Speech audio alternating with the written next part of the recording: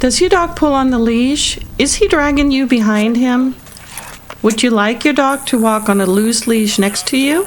Many dog owners tell us that they're frustrated with their dog's bad leash behaviors and name it as one of the main reasons they stop exercising their dog. A strong pulling dog isn't just annoying and takes the fun out of walking. It can cause injury to both handler and dog. When a dog pulls on the leash wearing a neck collar, it can hurt its trachea, the airway in its neck, and the handler may trip and fall or even pull out the shoulder or injure his or her wrist when being yanked and pulled around by the dog. Hello and welcome. This is Bee Walker with Modern Canine Services, and in this video we want to show you a few easy ways you can teach your dog to walk on a loose leash next to you. Loose leash walking isn't just a much more relaxed and comfortable way to walk with your dog. It also translates into a better relationship between dog owner and dog. It provides mental as well as physical stimulus and exercise. It has the dog follow you rather than you following the dog, which puts you into the leadership position, and this will likely have a positive influence in the dog following your direction in other areas as well. And it makes your walks much more enjoyable, allowing you to take your dog out more. In this video, we want to show you two exercises that are fundamental in teaching your dog to walk on a loose leash. First, we will show you how to change your dog's focus from forging ahead to paying attention to the handler, to you. And second, we will show you how you can make your dog understand where you want him to walk, being you want him to walk either next to you or behind you. Our first exercise will teach the dog to change his or her focus from forging ahead to paying attention to you, the handler. To do this, you quietly start walking into one direction.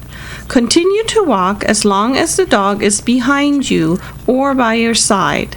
When the dog gets in front of you, simply change direction. If you have a very large dog, hold your hand with the end of the leash close to your chest so that the dog does not pull you over. You'll continue to work on this until the dog starts to pay attention to you. When the dog changes direction with you without hitting the end of the leash, he or she is starting to pay attention to you. It's almost like a game. We like to call it try to lose your dog, where you try to get away from your dog and he tries to stick close to you.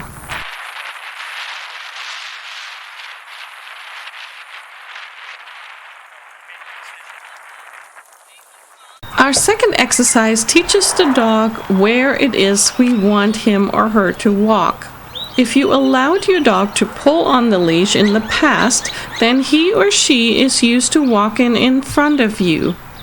So now you need to let the dog know where it is that you want him or her to walk. This is behind you or by your side.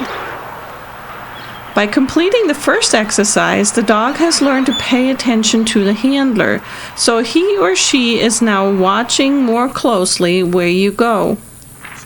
Use your hand to tap your side to indicate you want your dog to walk with you, and shorten your leash to restrict him or her from getting in front.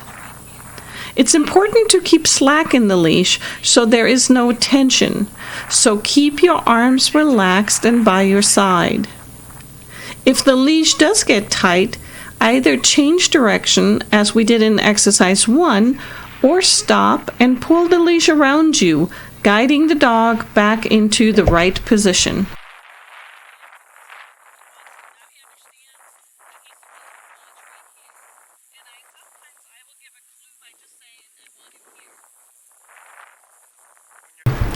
To get your dog to walk next to you on a loose leash, you need to work on fundamental exercises with your dog. First, you will need to teach your dog to focus on you rather than pay attention to everything else. And second, you will need to show the dog where it is you want him or her to walk. You will need to work on these first exercises for a few minutes every day until your dog has learned to pay attention to you and understands that you want him or her to walk next to you. Remember that it takes consistency to change a behavior. Your dog has been used to pulling on the leash for a long time, so it may take a few sessions to replace the old behavior with a new one.